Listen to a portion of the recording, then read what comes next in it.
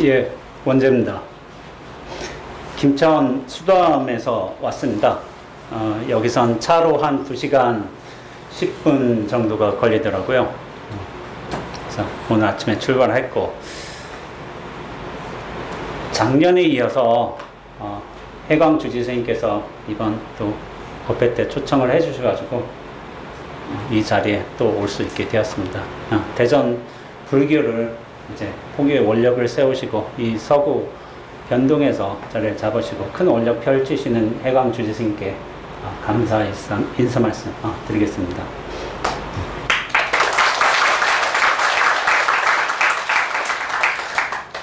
작년에도 제가 이 자리에 와서 언급을 한 것 같은데요. 저는 이 동네에서 자랐습니다. 이 동네, 여 변동인데요. 저는 옆에 내동에서 자랐습니다. 초등학교, 중학교, 고등학교를 요 한 몇백 미터? 한 500m쯤 거리 있으면 돼요. 직선 거리를 치자면은. 내동에 어떤, 그런 옆에 있는데, 그쪽에서 자라가지고, 요 내동중학교가 옆에 있는데, 그 중학교를 제가 1회 졸업생입니다. 1회 졸업생이고, 1회 졸업생인데, 좀 고생도 많이 했지만, 좀 재밌었던 기억이 많은 것 같습니다. 그래서 제가 출가할 무렵에 이제 해광 스님께서 여기 창건을 하셔가지고 그때부터 이제 쭉 포교 원력을 세우셨는데요. 참 고향에 온 기분이고, 예, 고향에 왔죠. 그리고 저희 부모님도 오셨네요.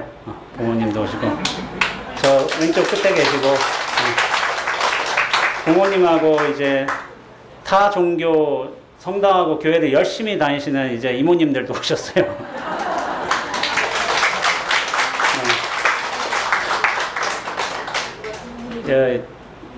하여튼 간에 종교 대통합이 뭐 저로 인해서 이루어지는지는 모르겠지만은, 여러분들께서 오셔가지고, 이렇게 법회에도 참여하셨네요. 작년에 안 오셨어요. 제가 연락을 안 했다고 안 오셨다고 하시더라고요. 무심한 분들이라서, 저도 이제 무심한 사람 중에 하나라서 좀 그렇게 살고 있는 것 같지만은, 오늘 제가 이제 법회 주제로, 미리 알려드린 주제는 뭐냐면은 암보다 삶이다 라는 이제 주제를 알려드렸습니다. 삶이 있고 삶이 있는데, 제가 좀 공부를 안 해서 그런지 몰라도 아는 것에 그렇게 큰 관심이 없더라고요. 아는 것에 큰 관심이 없어가지고, 그래서 삶으로서 어떻게 잘 살아내는가, 온전하게 살아내는가, 혹은 진리로서 사는가, 이것이 저한테는 20대 때부터 큰 화두였고, 그렇게 살기 위한 방법으로서 어떻게 보면 수행을 하고 깨달음을 얻게 되면은 영원한 자유의 삶을 산다고 저희 은사 스님 되시는 성철 스님께서 그렇게 말씀해 주시고, 그래서 저도 출가했던 것 같아요. 그러니까 이게 참 묘한 부분이 있는데, 저는 자유롭게 살고 싶어서 출가를 했습니다. 사실은. 근데 자유롭기 위해서는 깨달아야 된대. 깨닫기 위해서는 또 대부분의 이제 선각자, 또 안목을 여신 수많은 스승들께서는 수행을 하셨더라고요. 그래서 나도 그 길을 가야 되겠다. 나도 깨달아야 되겠다. 그 다음에 최종의 자유의 삶을 좀 살아야 되겠다. 그런 목적으로서 저는 출가를 했습니다. 사실은.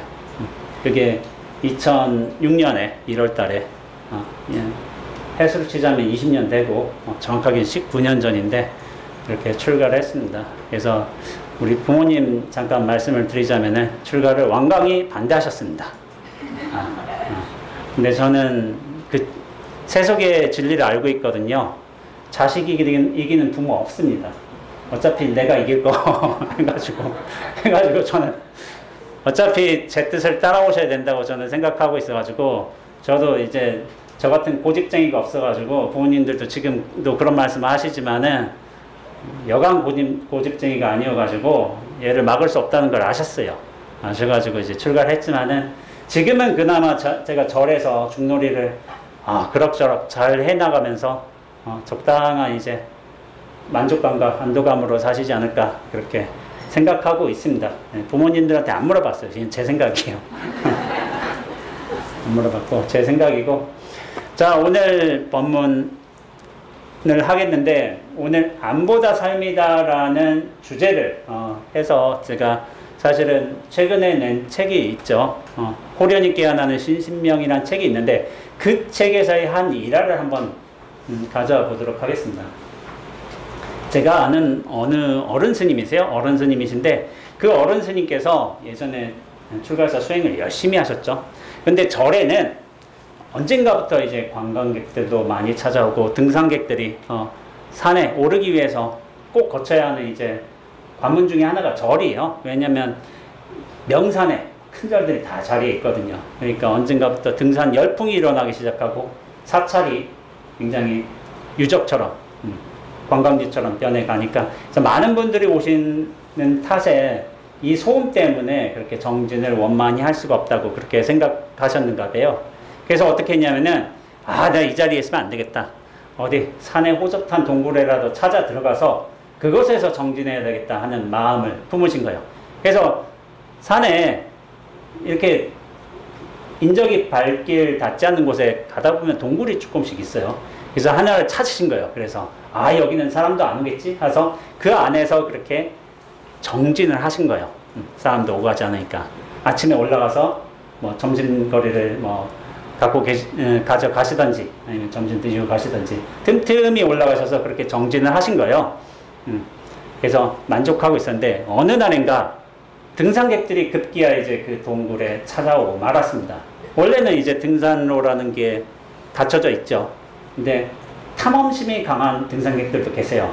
등산로 아닌 곳을 그렇게 다니시고 사람 발길이 닿은 것 같으면 한번 여기 루트도 개척해보고 그런 거예요. 그러다가 뭐 하산을 잘못했는지 결국에는 그 스님이 정진하시는 동굴에까지 찾아오신 거예요. 그러니까 이 등산객이 신기한 거죠. 아니 스님 아래 큰 절이 있는데 왜 거기서 안 계시고 여기서 정진하세요? 이렇게 물어본 거예요. 그러니까 그 스님께서 세상에 번잡스러운 소음들이 많아서 그것을 피하고 고요하게 이런 고요한 곳에서 정진하기 위해서입니다 라고 이렇게 말씀하신 거예요. 근데 고요한 곳을 찾는다고 하셨잖아요. 그러니까 동굴 안은 고요할 수가 있겠죠. 근데 이 등산객은 좀 의문스러웠던 거예요. 사람들이 시끄럽고 뭐 찻소리도 뭐 경적소리도 음악소리도 뭐 산사에 간혹 들릴 수도 있겠지만은 아니 그런데 스님 이 동굴 안에 계시면은 저 물소리하고 새소리는 안 시끄러우세요? 이렇게 물어본 거예요. 그러니까 스님이 깜짝 놀라신 거예요. 당신은 지금까지 사람들 소리며 뭐 심지어는 뭐 연불 소리도 뭐 어떤 경우에는 뭐 시끄럽다고 생각하시는 분도 계시는데 이런 잡다한 세상의 소음들 때문에 정진을 못한다고 생각하고서 그 소음을 피해서 산골로 왔지만은 저 물소리, 새소리가 소음이라고 생각해 본 적이 없었던 거예요. 근데 옆에 폭포가 있을 수도 있겠죠. 짐승이 우는 소리가 있을 수도 있겠죠. 근데 그 소리들도 어떻게 보면 매한가지로 소리예요. 소리인데 소리가 방해된다는 생각을 가지고서 그 소리를 피해서 이 깊은 산골의 동굴로 찾아 들었는데 그 등산객이 말하는 소리 딱 들어보니까 내가 소리에 대한 분별심을 가지고 있었구나. 무엇은 좋은 소리라고 괜찮은 자연의 소리라고 생각하고 뭔가는 인위적인 소음이다. 내 마음을 어지럽힌다 생각하고서 그걸 피하는데 사실은 내 마음의 분별에 의해서 취사 선택을 한 거였어요. 그러니까 이게 아이러니한 일이죠. 원래는 당신은 등산객 피해서 온 거예요. 등산객 피해서 딱 왔는데 그 등산객이 스님의 분별망상을 깨준 겁니다. 그래서 그 스님이 어떻게 하셨냐면은 다시 절로 돌아가셨어요. 절로. 사실 종단의 어른 스님이셨어요. 어른 스님이셨는데 지금은 입적하셨지만은 그 스님의 일화입니다. 그 스님께서도 선방에서 참 정진을 많이 하시고 어른 스님도 그렇지만 저도 선방에서 정진을 열심히 하던 때가 있었습니다. 그래서 선방에서 정진하다 보면은 여름철 특히나 이제 저희가 더우니까 환기를 위해서 또 이제 문을 열어놓을 때가 많이 있어요. 문을 열어놓다 보면은 가끔 이제 벌레들이 들어와요.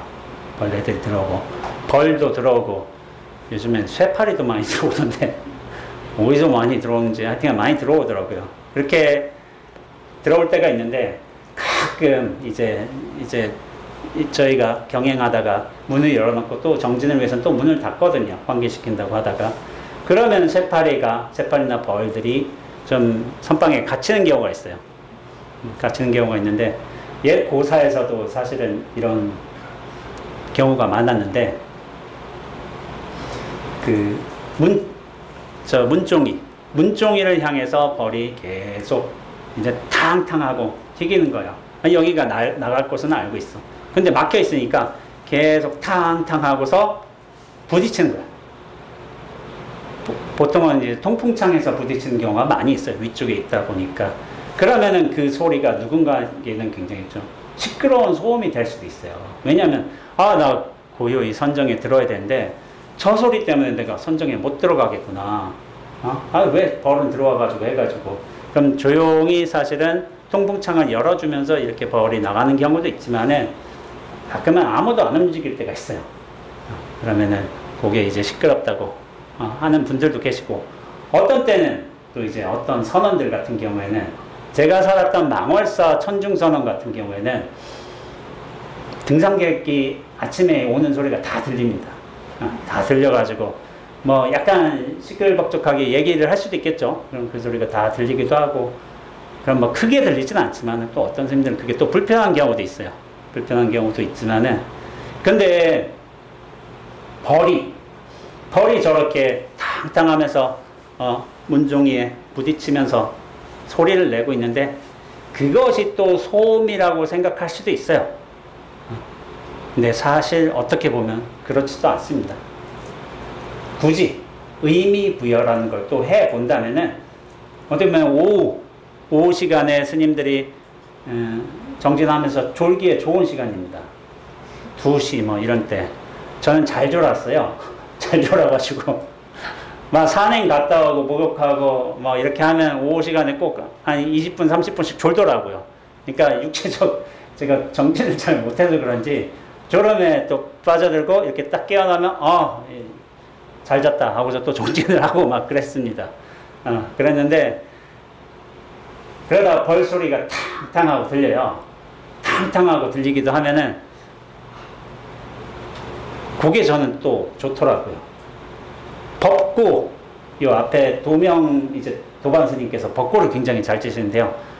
법고 소리 들으면 저희가 환희심 나죠. 환희심 나는 경우가 많습니다. 그것도 어떻게 보면 탕탕 소리예요. 이 벌도 어떻게 보면 탕탕 하는 거예요. 그게 뭐냐면은, 의미 부여를 해보자면은, 우리 선원 선생님들이 피곤하고 졸 수도 있잖아요. 졸지 말라고 자신의 몸을 번져가면서 버금을 내는 것일 수도 있어요. 탕탕 하면서. 그게 버금으로 들린다. 진리의 소리로 들린다. 라고 한다면 조금은 마음이 쉬워져 가지고 그런 방식으로 들릴 수도 있습니다. 심지어는 우리 대중가요 쿵짝쿵짝하고 베이스음이 들리기도 하거든요. 그것도 버금으로 들릴 수가 있어요. 쿵 하면서.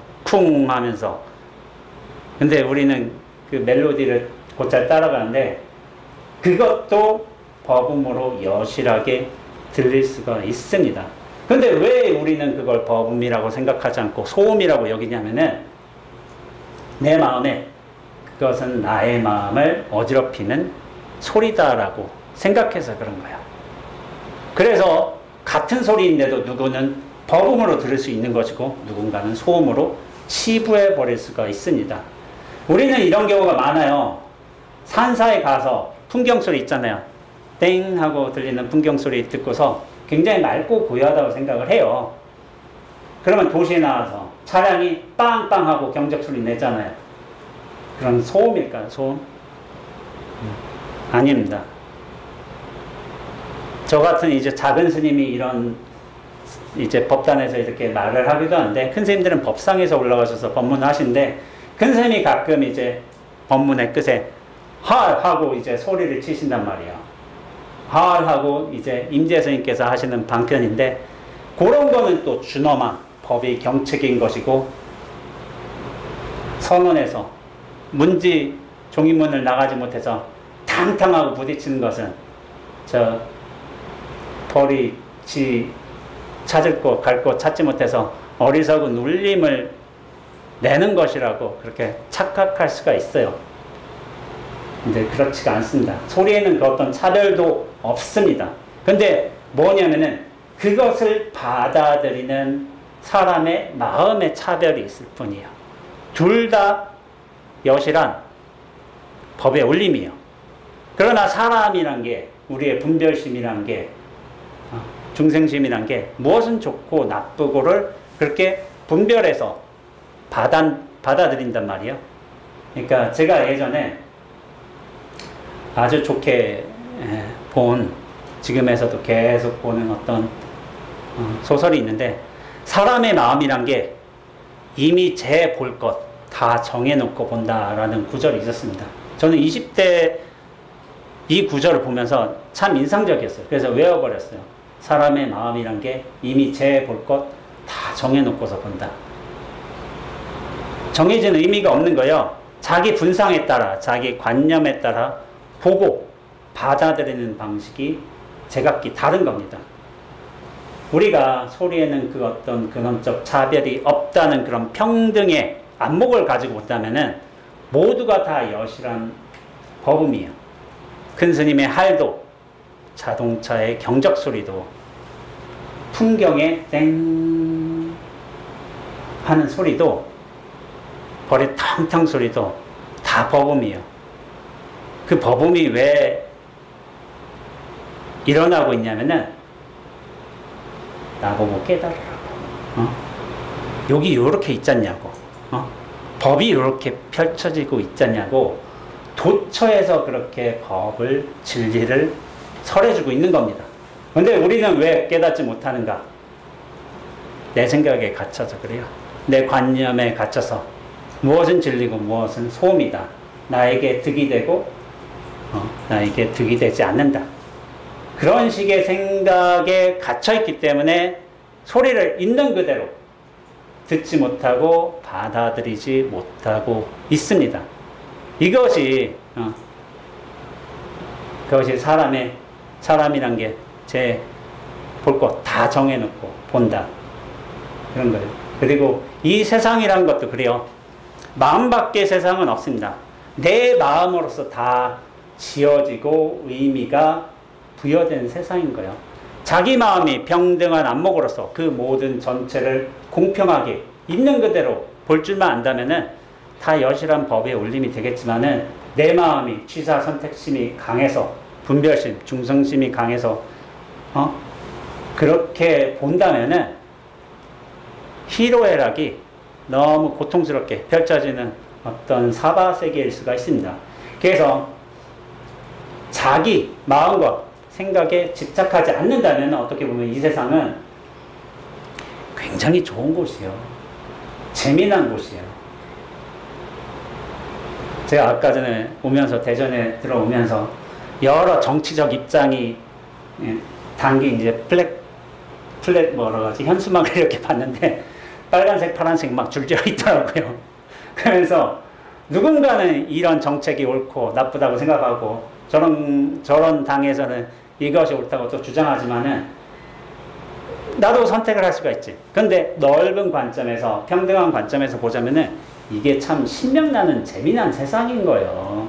야, 저렇게도 살고 있고, 이런 관점을 취할 수도 있고, 이런 게 그 어떤 방해 없이도 서로가 분명하게 드러나 있는 거. 이게 얼마나 좋은 세상인 거예요.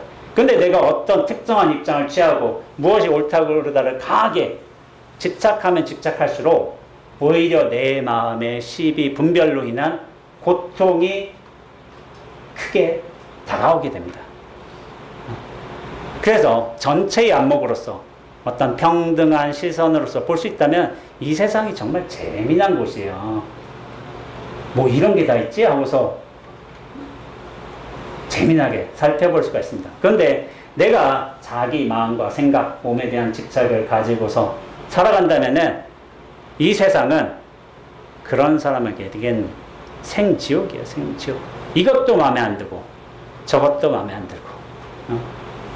그러니까 자승자박이란 말이 나올 수가 있는 겁니다. 마음의 분별심을 누가 갖추겠는가? 갖추게 한 사람 없습니다. 내가 갖춘 거예요. 내가 그 분별심을 강하게 갖추면 갖출수록 오히려 내가 옥죄어 들어가는 그런 결과에 이르게 됩니다.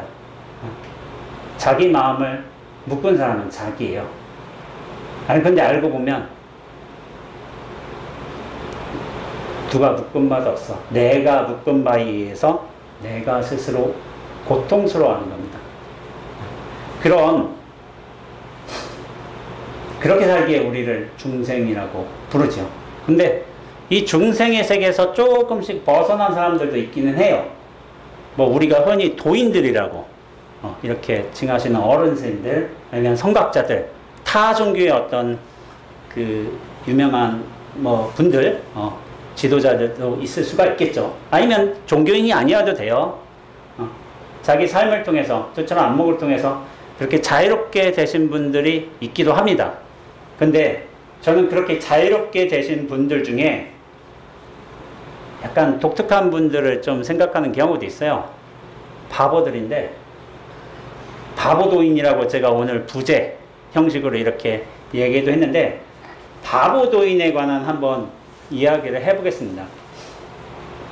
지금에는 잘 모르겠지만 제가 어렸을 때 살았을 때만 해도 저도 이제 40 후반대로 이제 되는 나이인데 여러분들보다는 연식이 적죠. 적지만은 아마 여기 계신 여러 불자님들 어렸을 때 저기 시골에서 살다 보면 좀 모질한 사람 한둘씩 꼭 있었어요. 이제 나이는 한 19, 20 되는데 12살짜리, 8살의 애들이랑 놀고 있어. 좀 모질어가지고. 그런 사람들이 가끔씩 있었어요. 좀 한 마을 건너서 뛰어서 있고 그런 게 있었는데 지금은 잘 안 보이는 것 같아. 그래서 저는 왜 안 보일까? 라는 생각을 해봤는데 제 개인 생각으로는 시설에 가신 게 아닐까. 과거에는 그냥 집에서 키웠어. 어쩔 수 없이. 근데 지금에는 좀 시설로 잘 보내요. 이런 정책들이 잘 마련이 돼가지고 그분들끼리 잘 모여서 이제 지도 받으면서 그렇게 사시겠죠. 근데 과거에는 그런 좀 모질한 분들, 뭐 그냥 간단하게 얘기하자면 바보들이 좀 있었어요. 바보들이. 근데 제가 세계 일주 할 당시에 네팔의 포카라라는 도시에 갔습니다. 포카라는 도시에 갔는데 거기도 바보가 있는 거예요. 바보가 있는데 나이는 50대 초반쯤 돼 보였어요. 근데 이게 참 그런 게 속으면 안 돼. 저랑 동갑일 수도 있어요. 뭐 40대 그렇게 될 수도 있어요. 그쪽에 뭐 험한 생활을 오래 하시다 보니까 연세가 드셔 보일 수도 있어요. 저도 깜짝 놀란 경우가 많이 있었어요. 네팔 같은 데 갔다가 저보다 어른인 줄 알았어. 근데 저보다 2살 아래더라고요. 워낙 험지에서 오래 사시다 보니까 그런 분들이 계시더라고요. 네팔에 갔을 적에 포카라에 어느 사찰에 들렸어요. 당시에 어떤 한국 스님을 만나 뵈가지고 사찰에 가자는 거야. 차 마시자는 거야. 갔는데 거기에 바보 어른이 한 분 오셨어. 약간 모자라 보이셔. 근데 뭔가 해맑아. 기분이 좋아. 그래서 그분께서 늘상 이렇게 그 시간 되면 절에 오시는가 봐요. 근데 늘상 있는 행사였는지 루틴이었는지 모르겠지만은 그분이 오시니까 다른 분들이 박수를 치는 거야. 박수 치니까 그분이 막 춤을 춰. 헤이 하고 웃어가면서 막 춤을 춰. 근데 옆에서 계속 박수 치면서 기분 좋아라 하면은 또 계속 춤을 추고 계셔. 위에서 이제 사미승들이, 어린 승려들이 막 그거 보고 있고 박수를 쳐. 근데 춤을 춰. 근데 되게 해맑아. 자유로워 보여. 그런 모습 보면서 저분은 어떤 세상에 사실까? 아마 내가 인지하는 세상하고는 다른 세상이겠지? 라는 생각을 예전부터 저는 종종 했었어요. 우리가 바보라고 부르는 정신지체라는 분들, 우리가 사실 여러분들을 가끔 어렸을 적에 만나는 분들도 계시고 요즘에 뭐 병원에서 뵐 수도 있겠지만 그분들 어떤 분들 보면 눈이 그렇게 초롱초롱하고 맑아요. 되게 맑아요. 그래서 그러면서 세상사에 어떤 우리가 근심이란 거, 걱정이란 거를 가진다면 그분들은 가지지 않은 것 같아. 그러면서 저는 항상 드는 생각이 저분들이 인지하는 세상은 우리 세상하고 다르겠지. 내가 인지하는 세상하고. 그런 생각을 하게 됐어요. 어떤 세상에 사는 걸까? 나도 한번 가보고 싶다. 약간 그런 생각도 했었던 것 같아요. 어떻게 저렇게 행복하지? 나는 불편한 것들 많은데. 그런 생각을 했었어요. 그러면서 그런 분들을 또 만났어요. 제가 세계일주 할 적에. 어떤 분이었냐면 샹그릴라라는 도시가 있습니다. 그 도시가 있는데 그 도시에 한인 게스트하우스가 있었어요. 그때 이제 제가 피에르라는 저희 세계일주 당시에 3번이나 언급됐던 미국인 노장 친구, 이제 미국에서는 아무리 20살 30살 차이가 난다 하더라도 그냥 프렌드로 소개하는 경우가 되게 많거든요. 미국 관념에서는. 근데 이제 프렌드라고 할 수 있는 이제 피에르를 만나서 세계일주를 통해서 총 3번을 만났어요. 굉장히 깊은 인연이죠. 인연인데 그분과 같이 있으면서 호스텔에 있었는데 호스텔 거실에 공용 컴퓨터가 하나가 있었어요. 공용 컴퓨터가 있었는데 그 컴퓨터에서 한 독일인 친구가 굉장히 뭔가 호기심 있게 작업을 하는 거야. 계속 컴퓨터 들으면서. 그래서 저를 딱 낚아챈 거예요. 스님이란 걸 알지는 못하는 것 같은데 여기 앉아봐, 여기 앉아봐 하고서 저한테 막 설명해 준다고. 독일인이요. 중국 내에 있는 독일 대사관의 위치를 알려주더라고요. 그래서 나는 뭐 굳이 알 필요는 없지만은 알려주더라고. 알려줘서 그 다음에 어디 가냐면은 아래 베트남에 있는 독일 대사관 위치를 또 알려줘. 여기 있다고. 여기도 있다고. 그 다음에 라오스, 캄보디아 순으로 태국으로 쭉 갑니다. 그러니까 나는 이 양반이 왜 나한테 이걸 알려주지라는 생각도 있었지만은 근데 저는 그거를 계속 듣고 있었어요. 나중에 인도네시아도 가고 어디 딴 나라도 하면서 독일 대사관 위치를 알려주는 거예요. 그래서 독일의 국민에 대한 자부심인가? 라고 생각할 수도 있지만 그럴 것 같지는 않습니다. 그분은 제가 그 얘기를 한 30여 분 넘게 들었어요. 한 뭐 40여 개 들을 수도 있죠. 여기 독일 대사관이 있다고 하고서 그런 거예요. 그래서 30여 분 넘게 들으니까 옆에서 사람들이 다 힐끗힐끗 쳐다봐.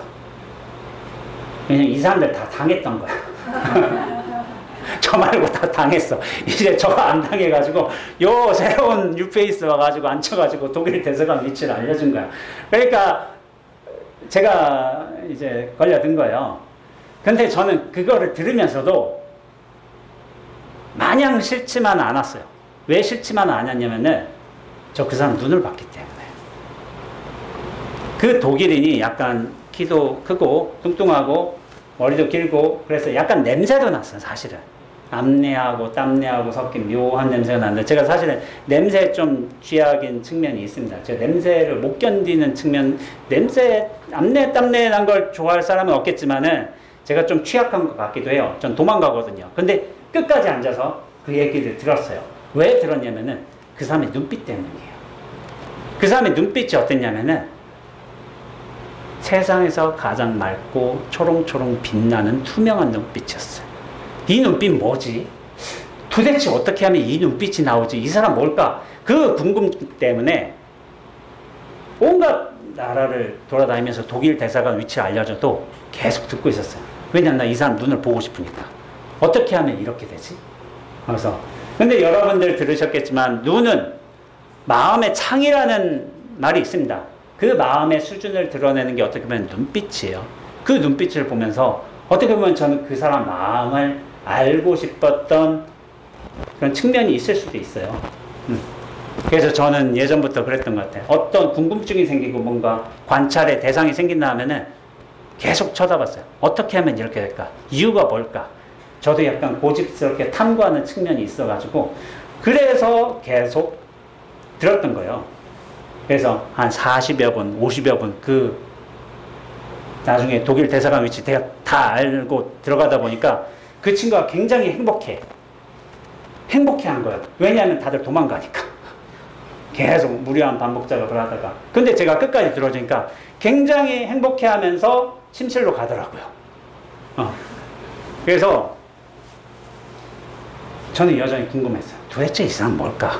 좀 모자라 보이는 건 사실이긴 한데 그래도 뭐 중국까지 왔잖아. 여행하면. 영 모자란 사람은 아닌 거야, 이 사람은. 그래서 그 다음에 무슨 일정이 있었냐면 제가 피에르 친구와 또 다른 친구와 함께 저 윗벙 마을이라고 하고 굉장히 목가적인 어떤 산에 있는 마을을 찾아가기 위해서 페이라이스라는 굉장히 유명한 일출 전망대가 있는 곳에 찾아갔습니다.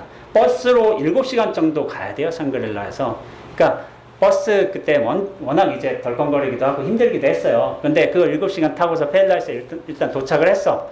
호스텔에 투숙하고서 잠을 자고서 다음날 새벽에 6시, 5시쯤 해서 5시 반쯤 해서 나갔어요. 일출이 어떻게 되냐면은 그렇게 해가 뜨면은 해가 맨 처음에 좀 가려져 있다가 붉은 기운으로 산 정상이 다 밝혀져요. 예전에 남미의 파타고니아에도 그런 이제 산들이 여러 개가 있는데 붉은 빛이 탁 돌면서 그렇게 태양빛으로 그렇게 물드는 모습이 되게 장관이에요. 그래서 많은 여행객들이 그렇게 페일라이스 일출을 보기 위해서 그렇게 찾아와요, 그곳에. 근데 그렇게 보고서 하는데 제가 일출을 구경하면서 나오는데 한 친구한테, 독일 친구한테 이런 얘기를 전해 들은 거예요. 다른 또 독일 친구가 있었는데 야, 어제 숙소에 있었던 그 친구 있잖아. 우리랑 같이 왔대, 숙소에. 같이 왔는데 오늘 새벽 6시 차 타고 다시 돌아갔대. 이런 얘기를 하는 거예요. 그러면서 그 독일 친구 하는 말이 다른 독일 친구, 야, 여기 와서 페일라스 와서 일출도 안 보고 가는 사람 지금 뭐야? 바보 아니야? 이렇게 한 거예요. 근데 어떻게 하느냐? 또 해맑은 얼굴로 해맑게 또 이제 또 차를 타고 갔다는 거야. 근데 저는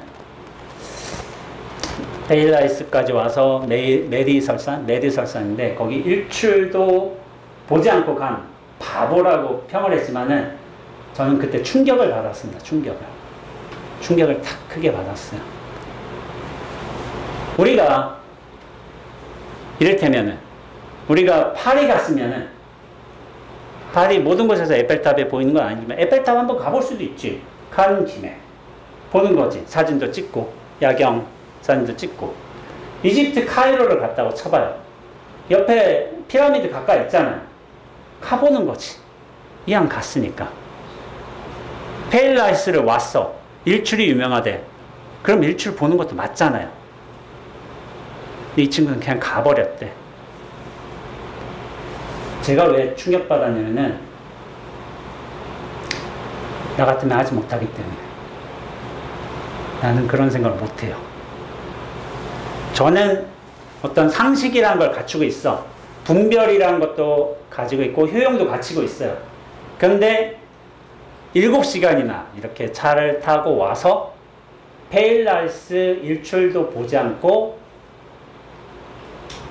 그냥 해맑은 얼굴로 떠나가는 걸 못해요, 저는. 그래서 저는 충격을 받았어요. 저 친구는 누가 보면 아무런 생각이 없다고 그렇게 보일 수도 있겠는데, 바보라고 생각될 수도 있겠는데, 분별과 상식과 효용이라는 그 어떤 기준도 없으니까 저렇게까지 할 수 있는 거야. 근데 나는 분별심을 가지고 있어. 효용성도 생각을 해. 상식이란 것도 붙들고 있어. 그렇기 때문에 저 친구처럼 저렇게 못해. 그래서 제가 충격을 받았습니다. 개인적으로. 누가 보기엔 바보예요, 저 사람. 근데 제가 보기에는 대단한 사람이었습니다. 대단한 사람. 나는 못하는데 저 친구는 그냥 저걸 해내버리니까. 그랬던 거예요. 일반 상식의 측면에서는 그 친구는 여행을 계획할 줄도 모르고 즐길 줄도 모르고 효용성도 하지도 못하고, 그렇지만은 저한테는 그 친구가 한 생각, 한 욕망 그냥 툭 떨어져간 어떤 의미에서는 도인처럼 보였어요. 도인처럼. 근데 그 친구는 뭐냐면은 그게 없는 거예요. 덜컹거리는 버스 안에서 고생스럽지만 우리가 그 고생이란 건 뭐냐면은 이 고생을 버틴다면은 페일라스에 도착할 것이고 맛있는 저녁 식사가 있을 것이고 푹 자면은 아름다운 일출도 볼 것이다. 이런 기대 심리가 있잖아요. 예상도 있고. 근데 그 친구는 뭐냐면은 차 타면서도 즐거워. 그냥 페일라스 온 걸로도 행복해. 일출 안 봐도 돼. 그냥 새벽에 쳤다고 가버려. 그러니까 나는 어떤 생각관념에 있어서 적어도 이런 효용을 봐야 된다. 그런 생각으로 사는 그쵸. 일반의 관념을 가지고 있죠. 저도 당연히. 그렇게 하지만 그 친구는 그것에 관심이 없다니까. 그 순간만을 사는 거야, 순간. 순간이 재밌고 순간으로서 존재할 수 있는 사람인 거예요. 누가 보기엔 바보지만.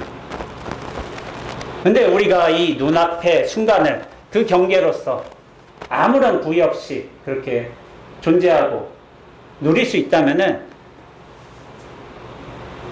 순간순간이 모여서 지금 이 자리, 뭐 이런 표현도 하기도 하고 하지만 순간을 살고 지금 이 순간을 산다면은 그 순간밖에 없다면 그 사람은 영원을 사는 사람입니다. 영원. 순간밖에 없다면은. 근데 우리가 왜 이 영원으로서, 순간으로서, 눈앞으로서 존재하지 못하는가? 내 자신이 이렇게 실체한다는 착각 때문에, 이렇게 존재한다는 관념 때문에, 나에 대한 집착 때문에 순간 영혼을 살지 못해요. 우리 얻어야 될 게 있으니까 투자했으면 반드시 얻어야지. 그리고 나한테 즐거움이 되는 거는 취해야지. 그것이 페일라스 일출이겠죠. 버스 타는 고통은 감내해야지. 그건 고통이겠지. 근데 그 친구는 매사 즐거워요. 매사 행복해. 나는 그러지 못해. 근데 저 친구는 저걸 해버렸어. 굉장히 부러웠어요, 저는. 어떤 의미에서는. 그래서 질문을 한다면, 우리가 도인과 바보 중에 딱 한 사람만 선택을 한다면은 우리는 도인을 선택할 거예요. 도인 그럴 듯 하잖아요. 뭐 큰 스님이 도인이라면은 법상에 올라가셔서 주장자 딱 올리시고 쿵 치고 할도 하시고 황금빛 가사에 준엄한 고고한 법문도 해주시고 도인 부러워해. 근데 바보는 안타깝다고 여기죠. 불쌍하다고. 근데 저 바보가 살고 있는 세상은 우리가 인지하고 있는 이런 사바세계가 아닐 수가 있어요. 저 세계, 딴 세계, 모든 순간만이 영원으로 지속되는 그런 극락의 세계에 살고 있는지도 모릅니다. 제가 앞서서 말씀드렸지만 저는 정신적인 어떤 자유에 도달하기 위해서 그 자유로운 삶을 살기 위해서 출가를 했어요. 그것을 위해서 사실 수행이라는 걸 거치고 깨달음이라는 걸 이룰 수 있다면 이루고 그 깨달음에 이를 만큼 어떻게 보면 자유로운 삶을 살게 되는 것인데 저 같은 모질이 있나 그런 거 하는 거지. 되는 사람은 그냥 돼요. 모질하니까 수행하는 거예요. 오히려 그 사람은 어떤 노력도 거치지 않고서 그런 자유로운 세계에서 유영하면서 순간을 살면서 영원을 이어가고 있는지 모릅니다. 그런 생각 때문에 제가 큰 충격을 받은 거예요. 큰 충격. 도대체 나는 왜 이런 세계에 사는 것일까? 난 바본보다 훨씬 모자란 존재구나. 라는 생각을 하게 된 거예요. 바보처럼 보이는 저분이 저한테는 큰 스승이었습니다. 남들은 바보라고 무시하지만은 저한테는 제가 붙들고 있는 관념, 생각, 실체감, 나란 존재감 이것을 팍 깨뜨려준 분이에요. 깨뜨려준 분. 앞서 큰 스님께서도 등산객 싫어했잖아요. 저 소음 내는 사람들. 시끄러운 사람들. 그 근데 나중에 깨달음을 주신 분은 정작 그 등산객이야. 등산객 때문에 깨달음을 얻었어. 동굴에서 나올 수가 있었어. 소리에 대한 분별 집착심을 조금은 떨궈낼 수 있었죠. 저 같은 경우도 그래요. 뭐 제가 대학 교육도 받고 뭐 이렇게 이제 공부를 한다 치지만은 안보다 삶이다라는 주제가 있지만은 알을 많이 하는 거 저는 그렇게 제 관점에서는 저는 그렇게 중요하게 여기진 않는 것 같습니다. 삶으로서 자유로워지는 거 제가 생각하는 인생의 어떤 가치예요. 수행과 깨달음의 목표예요. 그리고 이것을 이루신 분들이 저는 저희 조사의 여러 선지식 큰 스님들이 그렇게 이루셨다고 믿고 있고 부처님은 자유를 이루셨을 뿐만 아니라 수많은 대중들과 인류를 위해서 많은 방편들, 가르침을 남겨주신 분이에요. 정말 지혜와 복덕이 함께 하신 분인데 제가 그런 지혜 복덕에 이루지는 못한다 하더라도 어느 정도는 따라갈 수는 있잖아요. 그래서 그런 마음 자세로서 살다 보니 어떻게 보면 저 바보처럼 보이는 분들도 저한테 큰 깨달음을 주신 귀한 선지식으로 다가왔는지도 모르겠습니다. 그래서 아까 전에 구글맵에서 독일 대사관 위치 찾고 그것에 마냥 행복해하고 근데 일반인들은 우리 같은 일반인들은 시간 낭비라고 생각하죠. 저게 무슨 효용이 있다고. 시간 날렸네. 하지만 그 사람은 그 순간만으로 행복한 사람이었어요. 그리고 어린아이들 보면은 나무 작대기 하나 가지고 계속 땅을 파. 근데 그게 그렇게 즐거워. 행복해. 우린 저거 뭐하고 있지? 거기서 뭐 나오나? 생각하잖아. 그런데 그 순간 그 행위만으로도 온전히 몰입해가면서 그 순간을 살 수 있는 존재로 되어 있는 거예요. 어린아이들은.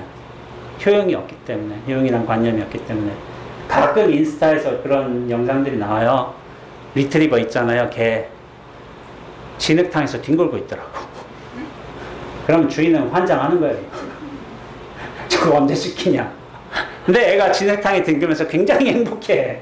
그러면서 주인은 관심 없어요. 주인 어차피 저희가 날 시켜줄 테니까 자기는 부르는 게 자기 임무야. 근데 그렇게 행복해 보여. 주인은 한숨 쉬고 있지만 저희는 저 리트리버는 어떤 세상에 살고 있을까? 도대체 어떻게 저렇게 행복할까? 물론 제가 주인이라면 저는 힘들었을 거예요. 저는 개를 키우지 않기 때문에 그 영상을 보는 것만으로도 굉장히 행복합니다. 그래서 아까 전에 절에서 이렇게 춤추면서도 행복할 수 있는 그 50대 아저씨 바보도이 체면이 없으니까 절에서 막 춤을 춰도 아무런 거리낄 게 없어요. 근데 우리는 체면 차리죠. 누가 박수 친다고 춤추면 춤춰요? 못 추지. 나는 존재감이 있으니까 나는 어떤 사람이니까 여기서 해야 될 일 하지 말아야 할 일을 다 구분하고서 나의 이미지가 어떻게 될까 그럼 고민을 한단 말이야. 근데 저 사람은 그거에 관여치 않아. 굉장히 자유로운 분이에요. 자유로운 분. 부러웠어요. 그리고 효용이라는 분별이 없기 때문에 그 독일 친구 같은 경우도 메리설산 일출 안 보고도 한달음에 샹그릴라로 돌아갈 수 있었던 거예요. 대단한 사람이에요. 대단한 사람. 나는 그렇지 못하는데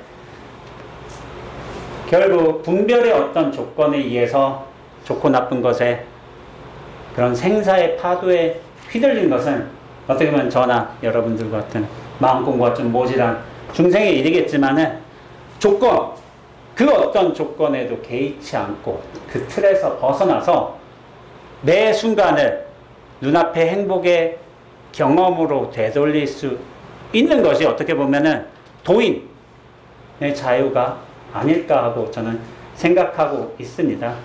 그래서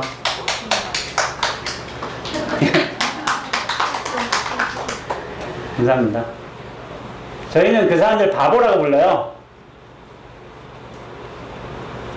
그런데 바보는 이 분별심, 상식, 생각, 관념을 소중하게 붙들고서 살아가고 있는 우리가 바보일 수가 있습니다. 바보. 바보가 뭐냐면은 나란 존재감을 갖고 있잖아. 생사심을 갖고 있잖아. 이거 남한테 어떻게 보이지? 내가 어떻게 하면 저 사람한테 좀 호감을 갖게 되지? 나는 이렇게 저평가 받을 사람이 아니야. 나 좀 더 뛰어난 사람이야. 이런 생각을 하면서 굉장히 힘들게 살아가고 있단 말이에요.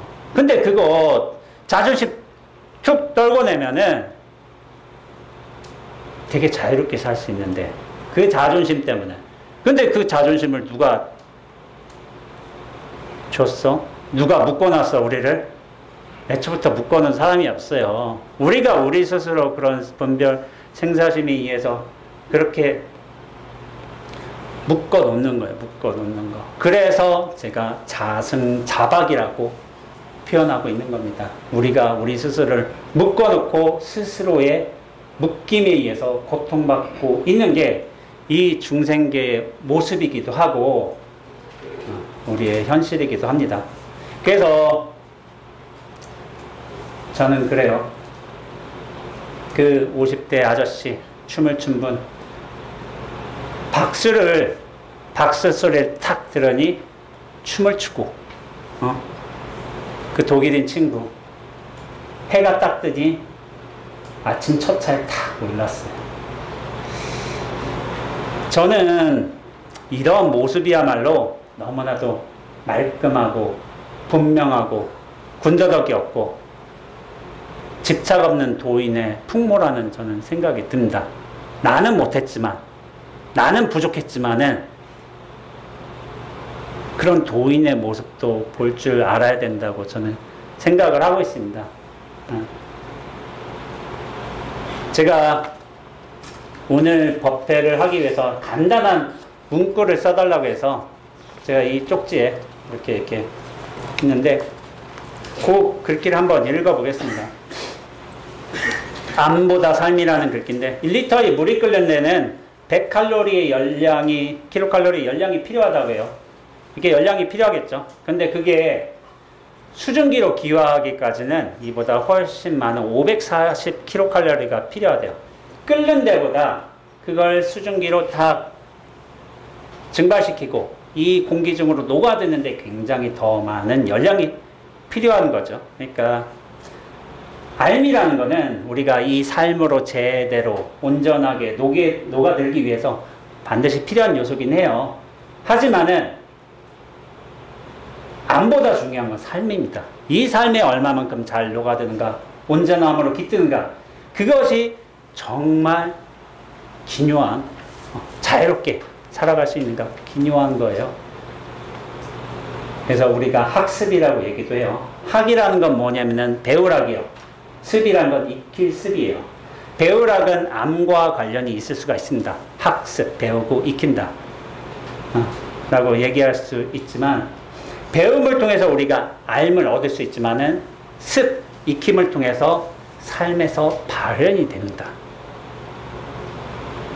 그래서 그 삶으로서 정말 자유롭게 온전하게 깃드는 게 더욱 중요한 일이고 그렇게 될 수만 있다면은 알미라는 거, 알면 좋죠.